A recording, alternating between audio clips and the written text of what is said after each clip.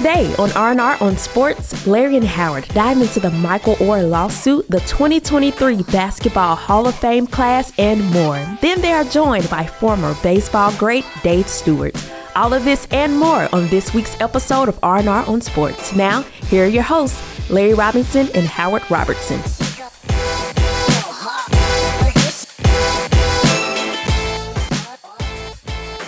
Hello and welcome to R&R on Sports. I'm Howard Robertson. And I am the great one, Larry Robinson. And R&R on Sports is proudly sponsored by AARP. You got your card? Oh, yes. Okay. Yes. All right. I just want to get it laminated. I don't leave home without it, Jack. Did you get it laminated? Huh? So when you go swimming, it can withstand I don't need elements. That plastic holds up all right with water. Oh, yeah, man. How you doing? I'm wonderful, man. Wonderful. We at the end of summer, brother. We at the end of summer. Baseball starts to get a lot more serious now. Oh, yeah. I think the season is too long. As they are retooling baseball, they need to shorten the season, I believe. Yeah. I mean, what is it, 163 games, 162 games, something like that? It's a long time and a lot of games. A lot of games, man. Games are long. Yeah. It's really interesting.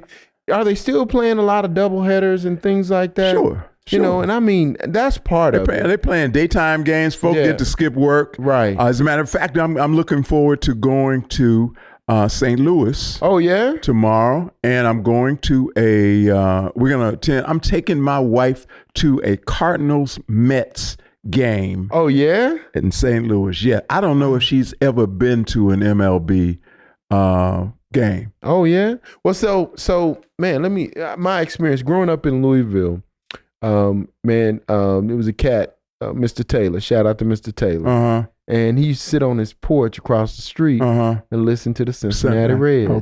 Okay. And literally, man, that was my introduction to baseball. Wow. My dad wasn't a big baseball fan, but Mr. Taylor across the street, man, I used to sit there, man, with Mr. Taylor, and he used to tell me about the game on. And he used to tell me about the players.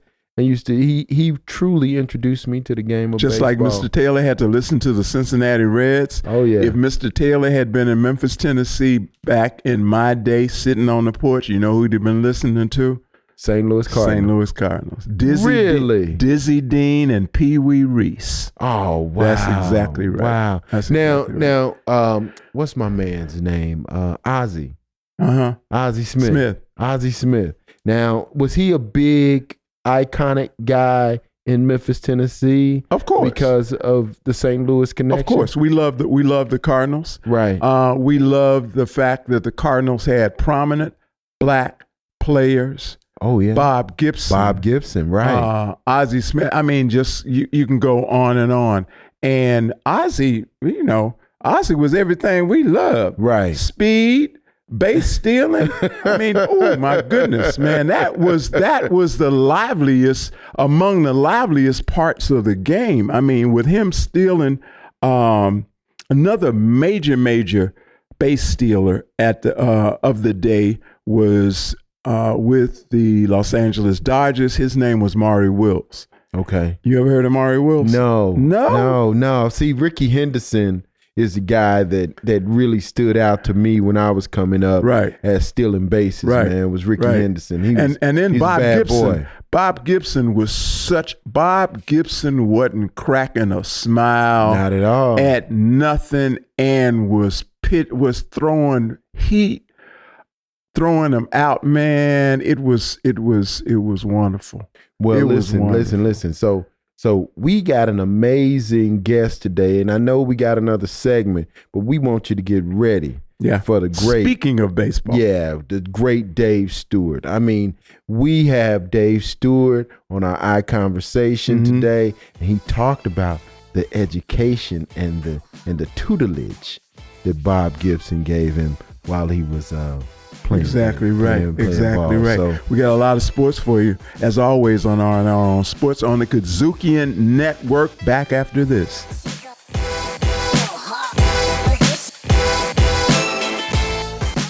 R&R on Sports. Riffin' on jazz. But she was a sheriff's deputy. Where? In Detroit. In Detroit. Oh, my God. You can't be no punk for that. And ended up playing a flute. Riffin' on jazz on the Kazookian Network. Kazookian!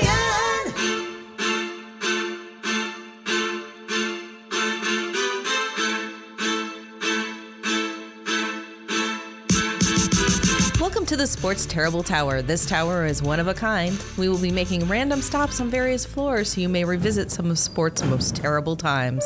You mean to tell me it's a whole tower full of stuff? Yes, sir, it is. And we have a basement deeper than the Grand Canyon, too. Well, I be damned. Each floor number is significant to an event. Our first stop, the third floor, representing round 3 of a 1997 fight. Why didn't Mike Tyson bite Evander Holyfield's ear during the 1997 heavyweight bout? I got very frustrated and discouraged and stuff, and he was headbutting me, and I was really mad, and I didn't know what to do, and I just exploded, and I bit his ear. And no, matter of fact, I bit his You hear spike. that, fool? Next floor is number 7. By the way, do you like dogs? I sure do. I used to have... Oh, Lord! Get back in there. The owner left and never came back. His initials scratched on the wall, though. Let's see. MV. Who is that? This is the 42nd floor, the number of a U.S. president that said...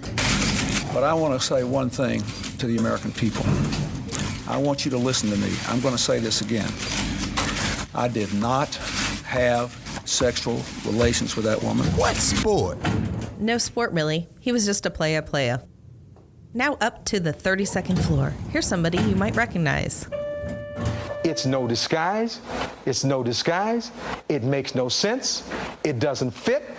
If it doesn't fit, you must acquit. Well, if it ain't that line AOJ. Now, we're between the 23rd and the 8th floors. To live in the moment means to enjoy each and every one that we come in contact with. When Kobe Bryant died, a piece of me died. And as I look in this arena and across the globe, a piece of you died, or else you wouldn't be here. Those are the memories that we have to live with and we learn from. I promise you, from this day forward, I will live with the memories of knowing that I had a little brother that I tried to help in every way I could. Please, rest in peace, little brother. This is Sports Terrible Tower. Just like you said.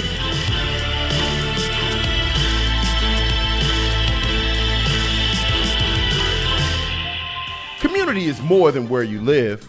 It's the people in it who go above and beyond to help it thrive. During the 50th anniversary of hip-hop and the 75th anniversary of Black radio, and year-round, AARP recognizes people, members, volunteers, and partners giving back to our communities. We believe when our efforts drive change for the greater good, we all thrive together. To learn more about how AARP supports efforts to keep our communities thriving, visit aarp.org/Black Community.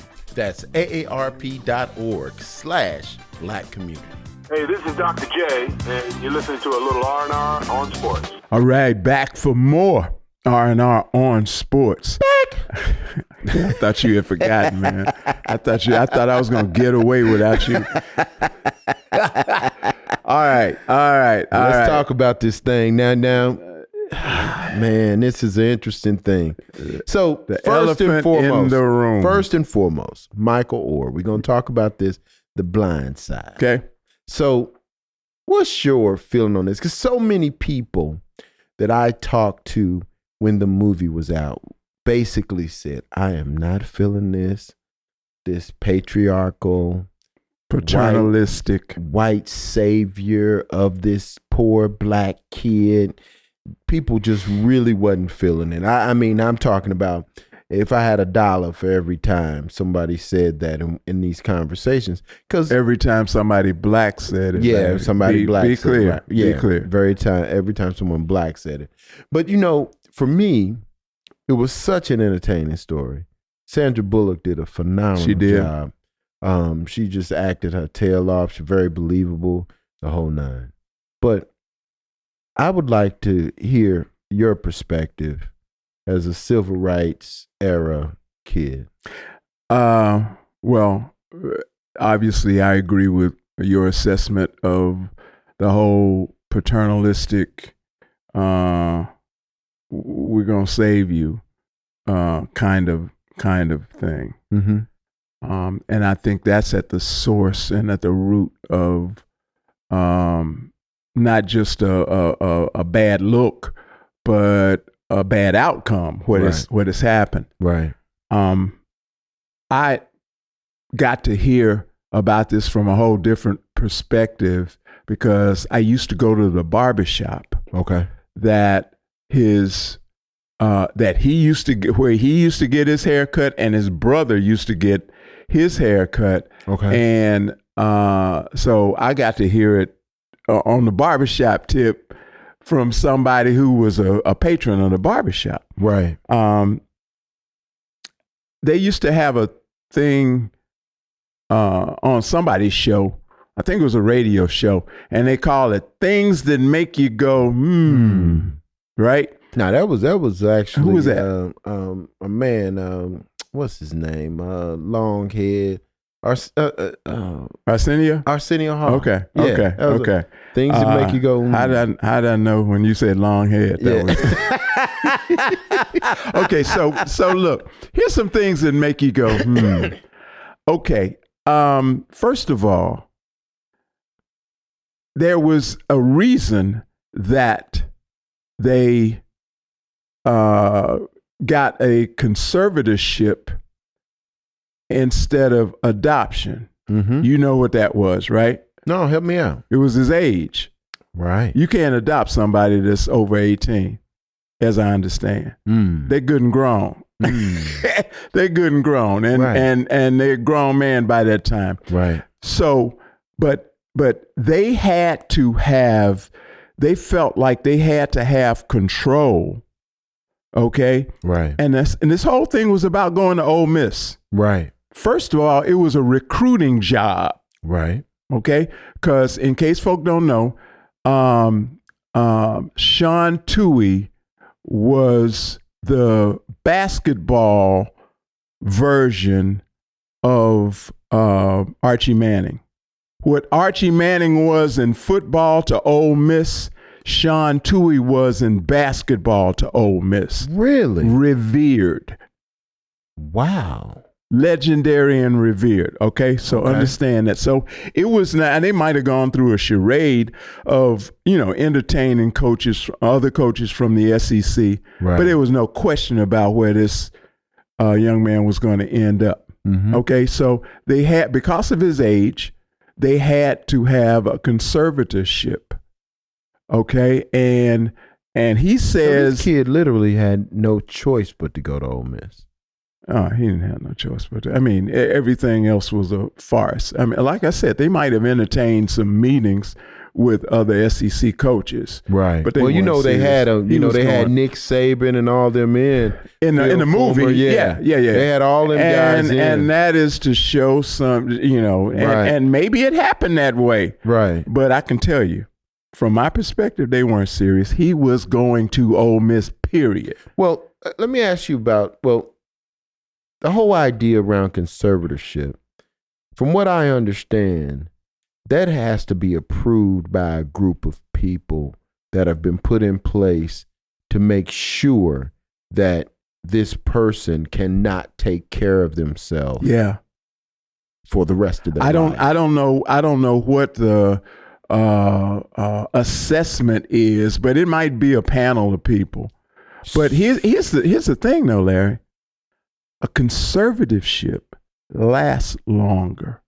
No, conservatorship is considered a lifelong until it's but the conservatee, for lack of a better word, has to file lawsuit in order to get the conservatorship removed. Right. Very similar to what you saw with Britney Spears and her dad. Right.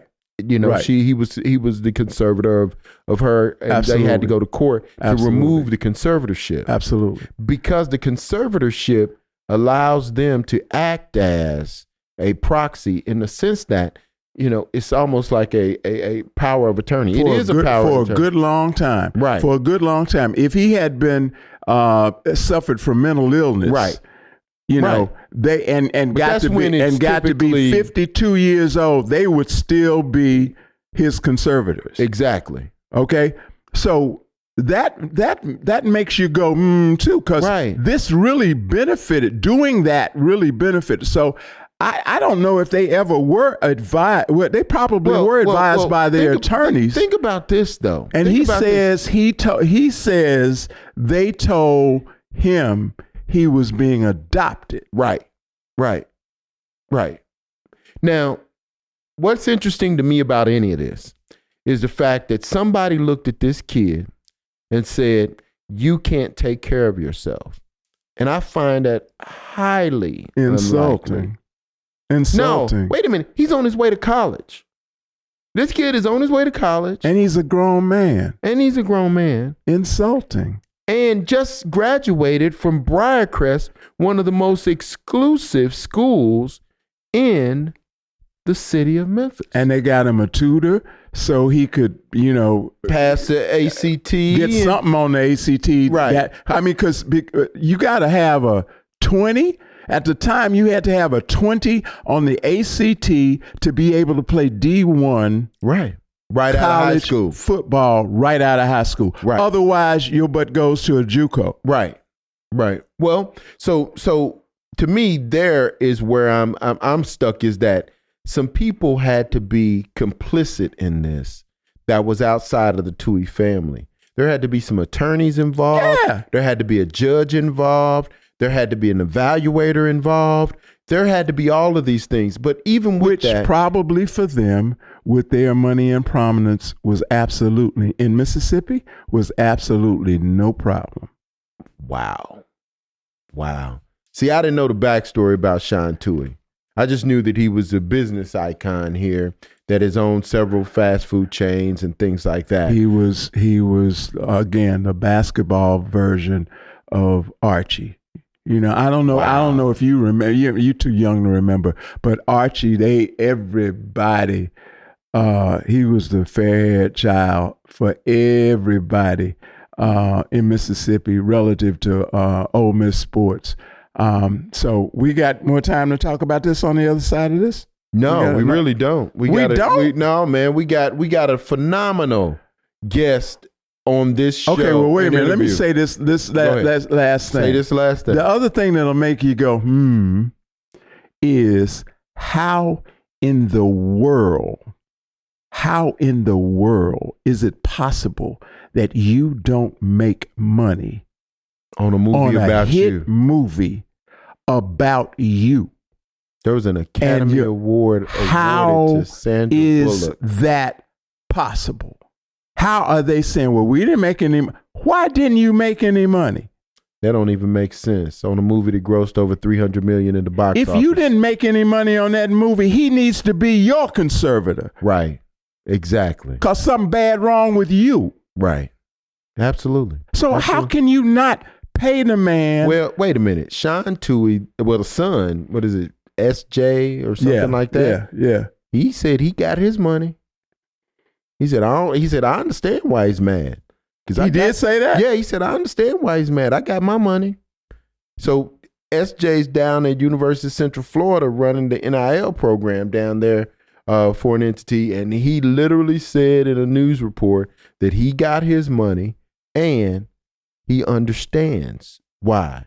That's Michael amazing. Oher I didn't know that. is upset. So man, this is going to open up. This is going to continue to blossom like a beautiful flower. So we're going to bring it back. All right. We're going to bring it back.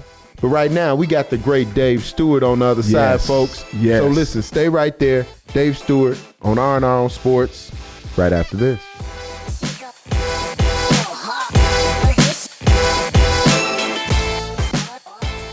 Human Speed with Kirk Whalum. Ladies and gentlemen, please welcome Now I'm going to say my friend, Jonathan Capehart. You came up and tapped me on my shoulder and you said, I'm a big fan. My name's Kirk Whalum. And I just about jumped out of my skin because I was like, wait, Kirk Whalum is saying hi to me? He's a fan of mine? Get out of here. Human Speed with Kirk Whalum. All right. We are live, R&R on Sports. And why are you looking at me like... Because you jacking up the opening of the show, man. You know, we got guests here. And then you come with this week opening. Let me do this the way it should be. Go ahead. You can do the rest of the show. Go ahead. I should have. Listen. This is R&R on Sports. And we have the great world-class Hall of Famer, World Series champion. Give him some accolades. Give him some stats. Go ahead. What you got? You gonna give him some stats. Listen, we got Dave Stewart in the house. What's up, brother Dave? Oh, good, man. He's not well. Good right there. He's not well. He is not well. This happened to be his idea, and that's why he's sitting over there. Otherwise, he wouldn't be in the vicinity. Because you wouldn't, man. I mean, this is your idea. This is your stuff. So I wouldn't be here if it wasn't my stuff? No, you get the hell out. That's what you can do. You get on out. He used to sell drugs. He used to sell drugs. Is that how he used to sell drugs? Yeah. Let me ask you a question. Do I need to sit in that seat? I'm trying to be nice to the old and super studying. But this elderly gentleman, I have to deal with this, Dave. All the time. I just want to say All-Star, 3 times World Series champ, World Series MVP in '89, 2 times American League champion MVP, Roberto Clemente Award AL wins leader, pitched a no-hitter in 1990. Number 34 retired with the Oakland A's, sir. Yes, it's my pleasure and privilege. I got to take it back now. He didn't have no info. They gonna come on and read. He's like, he just straight up blew it off the top. So many, I had to read them. But welcome to R&R on Sports, man. We're glad to have you. Good to see you. Good to see you. We always start by giving the Cliff Notes version. You know, you didn't just land as the MVP and all-star and all of that. Talk about the journey a little bit. You know, it's crazy because baseball was not actually my first love. No? No, it was not. What it was? Football. Football? Yeah. Okay. I do, but I mean, the real story behind baseball becoming a love is I went to my first baseball game in 1962 with my father on bat day. And that game was the Giants versus the Pittsburgh Pirates. Right. And I had an opportunity to see Willie Mays and Roberto Clemente play. And Juan Marichal was pitching. That's my man. And it was bat day, and my father was insistent that after the game we would wait to meet Willie Mays. Right. And we did. It was 3 hours after the game. I was the second to last autograph that he signed. And when he signed that autograph, he asked me what I wanted to be when I grew up. I told him a baseball player, and his only advice to that is that you have to love the game. And I carried that in my professional career. But you know, I played football. I played basketball.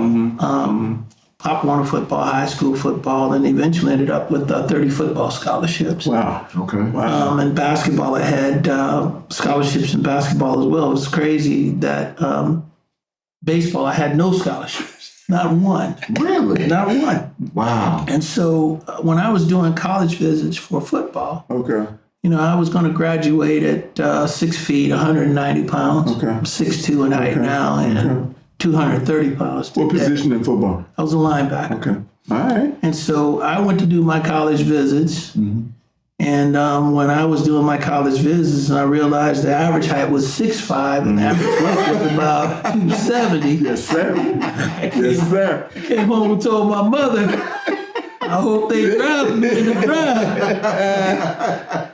And And lucky enough, the Dodgers drafted me, and that's how I ended up playing baseball. So you had a job to go do. Later for college, I got a job. Question I have, Dave, is this. When did you realize you had a cannon attached to your shoulder? You know, you guys, you know the name Smoke. That's what they Smoke. Yeah, Smoke 34. And so I got that nickname in Little League, but I was a catcher. I was not a pitcher. This will trip you out. I didn't pitch until my first professional game. What? You know what? Let me take that back. 2 games in high school, I pitched. Okay. But professionally, I was drafted as a catcher. You were drafted as a catcher? Drafted as a catcher. Oh, my goodness. And so professionally is the first time that I really pitched. But when I was in Little League and Babe Ruth, and even in high school, but in Little League, she's still one of my lifelong friends, a guy named Tack Wilson, was our second baseman. And back in those days, you were shooting them down. I wouldn't even. You were mowing them down in second. I wouldn't even stand up. I did it from my knees. Throw down a second. And Tack would catch the ball, and he caught this one ball. You know, if you get him in the right spot, you catch him right on that ball. It hurts. Right. It hurt. And he took the glove off, and he looked down. And he says, "Throw him out, Smoke. Throw him out, Smoke. Come on, Smoke." And that name stuck with me. So that's fun. I got to Dodger spring training 75, the year I was drafted. Right. He was drafted in 76 by the Dodgers. And we get in spring training, and we're in everybody's in the locker room. I didn't know we had taken him in the draft. And then I'll hear something from the other side of the room. Smoke! Smoke! What you doing, Darkin? So I said, what? I said, T. Willie? He said, yeah, man. And then the whole clubhouse started saying, Smoke! And it stuck with me. So I knew at an early age from behind the plate that I could throw pretty good. But the 2 times I pitched in high school, man, I was wild. I was all over the place. My first professional years, when they told me I was going to be a pitcher, I had more walks than innings pitched. And for that matter, I'll tell you a story about my mother, who I love her a lot. She's passed, but love my mother dearly. So I had to beg because my family, my mother, father, they were all about college. Okay, yeah. And so to come out of high school without going to college was a no for her. They came in my house to sign me in the draft, and I begged her. I said, Mama, I really want to play. And I had the experience with the colleges about being too small. So I said, I really want to play. So she said, well, I'll let you do it. She said, but you know how it is. If you're going to do it, I don't want to hear no excuses. Right. This is what you're going to do. And so when I got there and they told me I was going to pitch and I wasn't going to catch anymore, and told me they drafted 3 other people in front of me, I argued with the manager. I said, shit, man, I'm not pitching. What made them think you were a pitcher? I mean, that you could pitch? I don't know. I have no idea. That's what scouting is, though. Right. And so we argued back and forth. I called my mother and told her they tricked me. What you mean they tricked you? I said, they told me I was going to catch. I get here. They told me I'm not. I'm going to be pitching. So I said, shoot, I'm coming home. And my mother, she said, oh, you think you coming home? I said, yeah. Didn't I tell you? She said, you ain't coming here. Right. I said, what? She said, la-di-da, and hung up the phone. Oh, wow. That's right. So that's how I ended up. I didn't have no other choice. Wow. Listen, this is R&R Sports, and we're speaking with the great Dave Stewart. We know that pitching is one of those positions in professional sports that some never thought we belonged in, like quarterback on a football team. Right. And there's a lot that goes along with that. I want you to talk a little bit about that whole culture and that whole environment and whatnot. They're making you a pitcher, which you really don't want to be. And then you have to deal with all of this other stuff. How was that? It's crazy because in our minor league system, the year I was drafted, I was the only black pitcher in our minor league system. In the whole system? In the whole minor league I can system. see that. And Al Downing was the only one at the major league level for us. Right. In that period of time, there were other black pitchers. There was Jim Bibby, there was Rudy May, Jimmy Lee Solomon. Fergie Jenkins was still pitching at that time. So there were black pitchers, Doc Ellis. Mm-hmm. There were black pitchers, but not very many. And so I struggled with the transition for 2 years. As I said, I walked people, more innings, more walks than innings pitched. I didn't feel that I got proper instruction. And being away from home really for the first time, I really felt alienated from the process and not being an opportunity to be successful. And so it was a difficult transition until I met Sandy Koufax. Okay. We're going to talk more about that when we come back. Dave Stewart here on R&R on Sports on the Kazukian Network.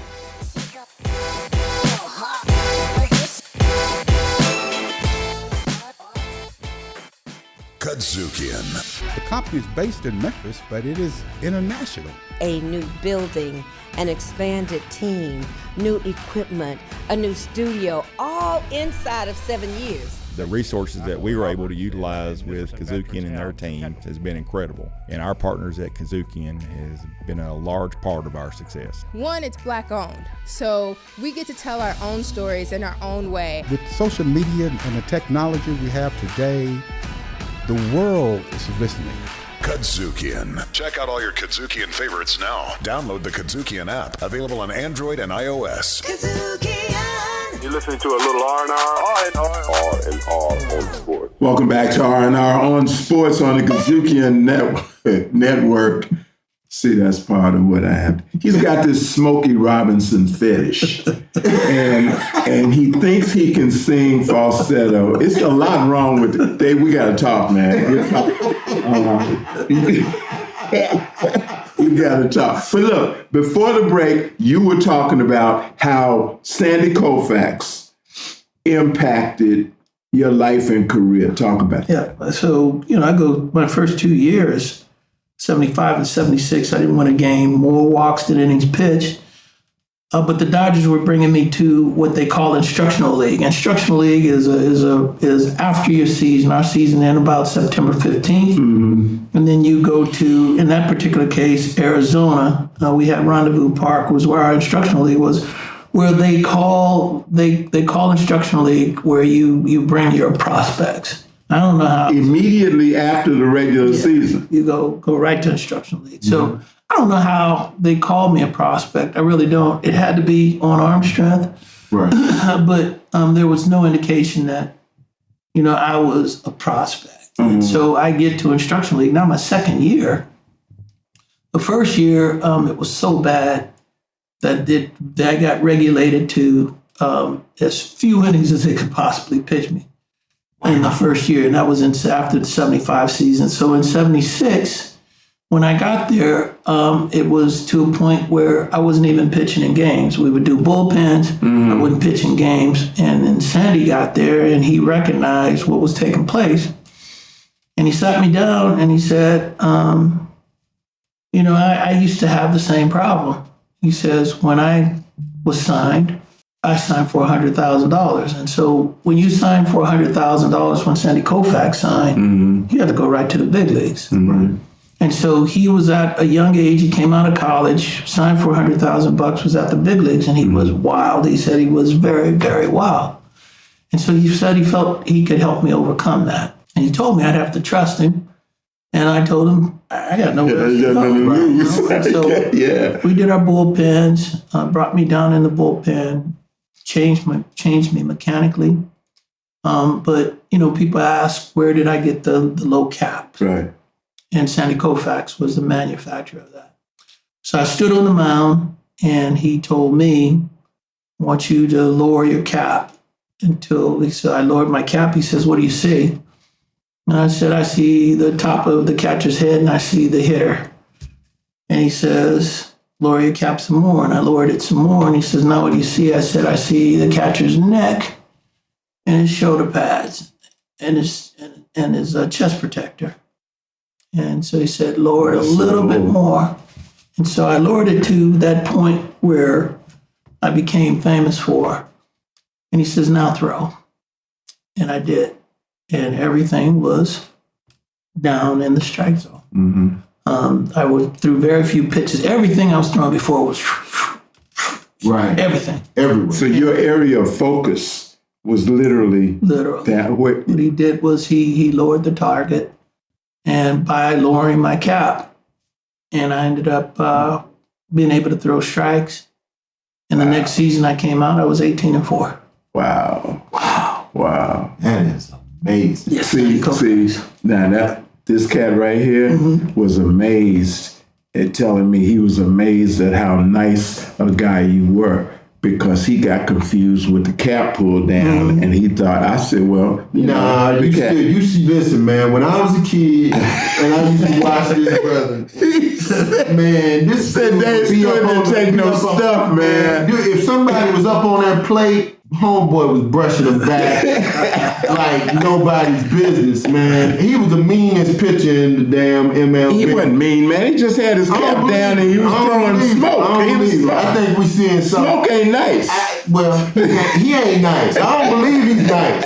I think he a mean dude. I think he tough. You know what I tell you though? The truth is, the guy that I wanted to be most like, there were actually two, but guy I really wanted to be most like was Bob Gibson. Bob Gibson. I can see that. I can see that. Let me tell you, growing up in Memphis, Tennessee, that's all we got. The baseball that we got was St. Louis Cardinals, and so I grew up on Bob Gibson, man. Yeah. And then you know, the woods weren't full of black pitchers, you know, so we zeroed in on, and then you know, growing up with a black father from the greatest generation, you were going to be National League focused. Right. Cost of Bob Gibson. Cost of Bob Gibson and cost of Jackie Robinson. Jackie Robinson, but that's fantastic. That's how I got to that. That is fantastic. I'm curious, how much of your bravado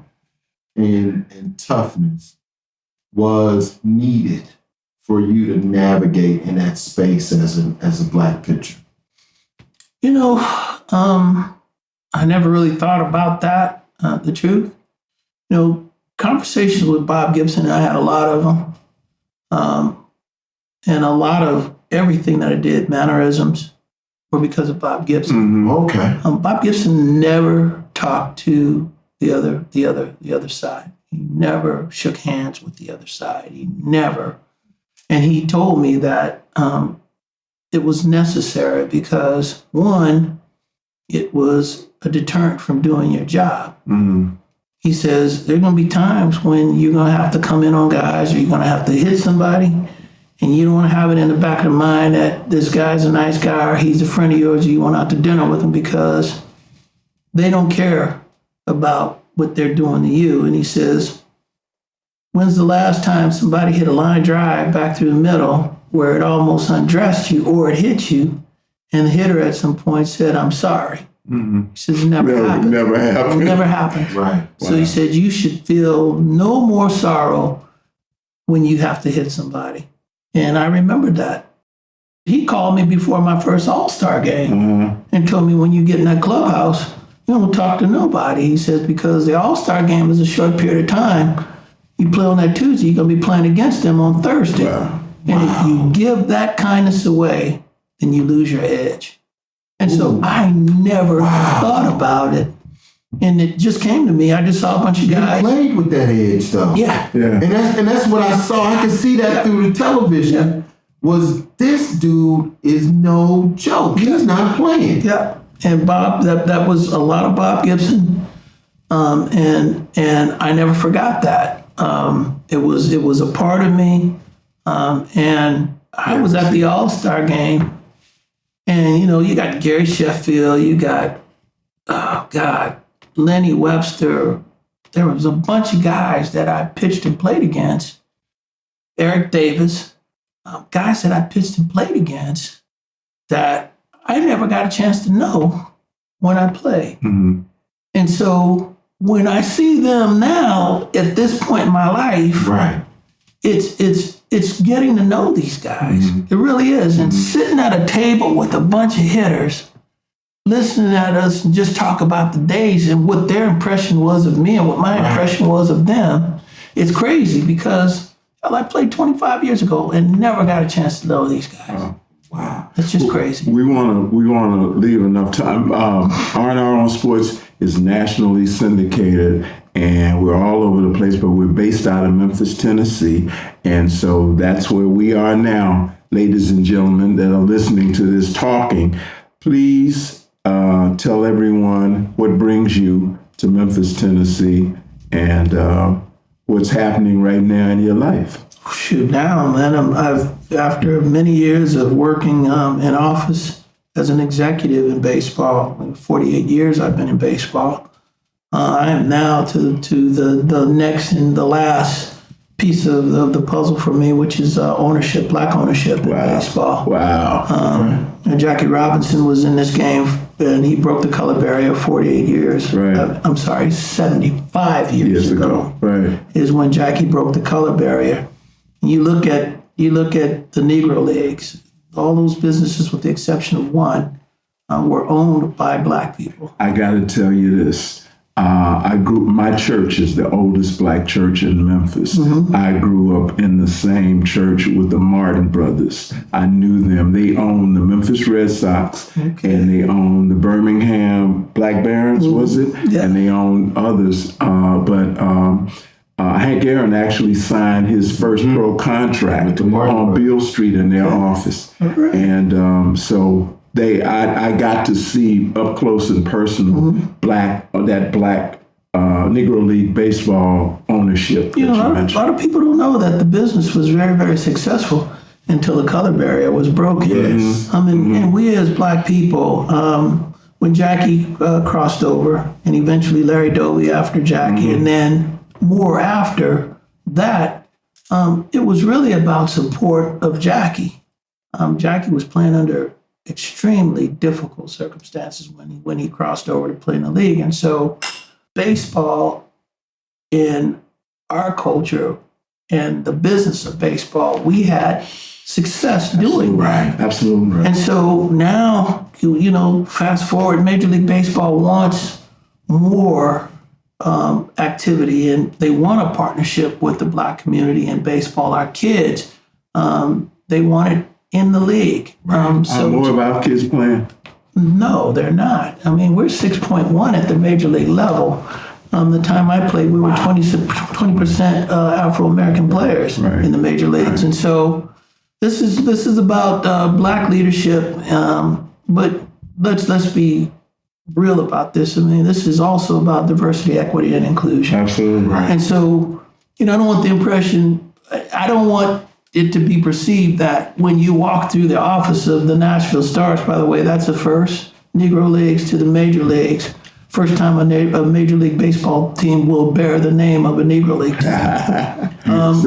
But I don't want it to be thought that when you walk through offices, every face that you see is going to be a black face.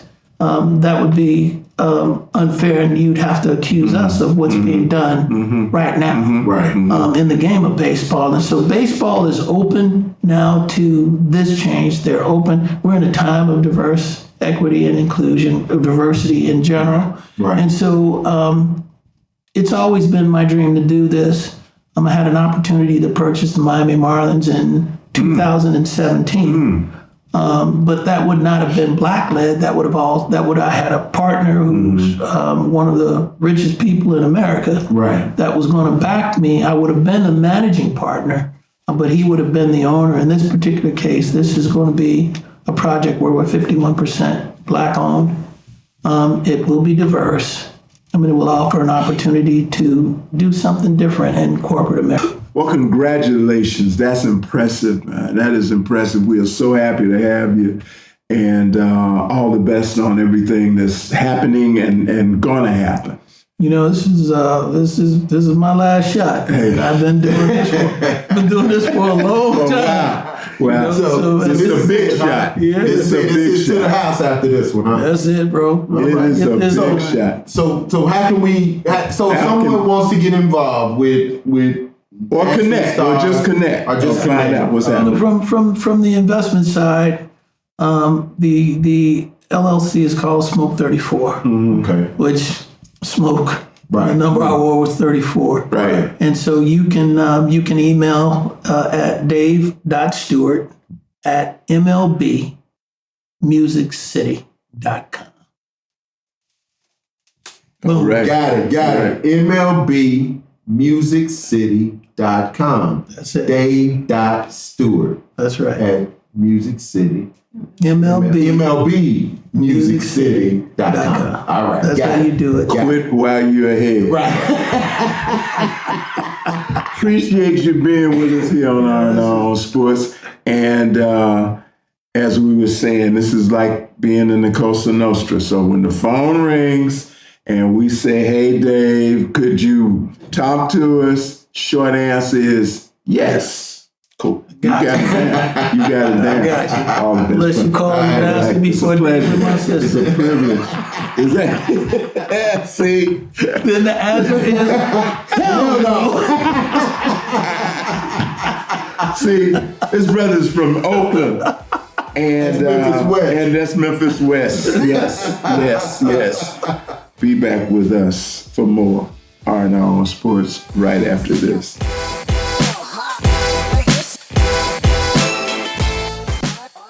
Hey, this is Howard Robertson with R&R on Sports. And I'm the most amazing Larry Robinson. For the best entertainment you can imagine, download the Kazookian app and get R&R on Sports. Download it from the Google Play Store or the App Store. Android, Google Play, iOS, App Store. Get it.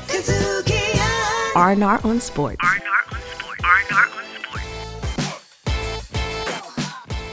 Man, this show went too quickly. Too fast, man. Too fast. Well, we talked about before that. We talked about Michael Oher. Then we came back and we had the great Dave Stewart. Yes. But now we're gonna talk about some brothers that would have that round ball and a sister. Okay. It's got the round ball. First, we gonna go ladies first. We gotta say a shout out to Becky Harmon for Hall of Fame induction. For all that she's done. Becky. Oh yeah, for sure. And then we got some others. We have Tony Parker. Yes. Paul Gasol. Yes. Dirk Nowitzki. But we're going to talk about this cat named Dwayne Wade. Let's talk a little about just and Pop. Yeah, Pop had a great one. So too. I just want to say this. Pop, thank you for being you. Yes. Thank you for being you. Shout out to Pop. You are the only you that's out there. You are the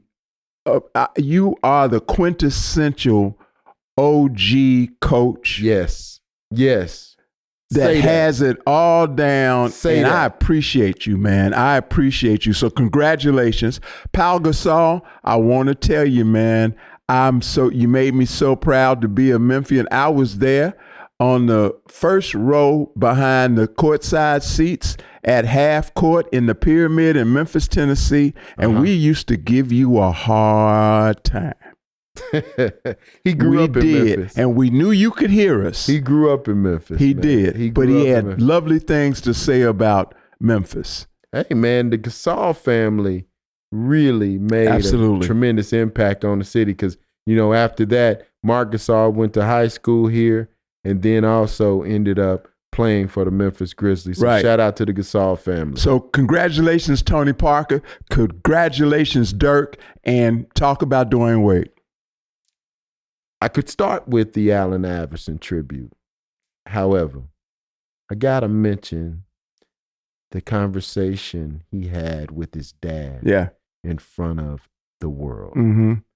And to see a young black male who went through the challenges that Dwayne Wade has gone through, to stand there in front of the world and talk and edify his dad in the way that he did made me feel so good about being a black father. Absolutely. And I have 3 boys. Mm-hmm. So my 3 boys, man, I only hope that one day I have an opportunity to experience what Dwayne Wade Sr. got to experience. Man, it moved me. And I love the fact that he thanked his mama for having the foresight and understanding that his daddy could raise a better, more complete man yes than she could. Yes. And let his daddy raise him, turn him over to his dad at a certain point in time in his life. I love that. And someone close to me and my family that happened to, and it made a better man out of the young man. But yes, as a father, we couldn't help but, man, you just don't see that, Larry. We in the Hall of Fame, dog. I love that. Oh, didn't you love that? Listen. This is R&R on Sports. And man, we are so happy that you joined us today. But we got to get on out of here. Yeah, because it's a sign up here in big red boxcar letters that says, wrap it up. Y'all take care of yourselves. Take care of each other. I'm Harvard Robinson. And I am the great one, Larry Robinson. Be back with us next week, only here on RR on Sports on the Kazukian Network. Y'all take care.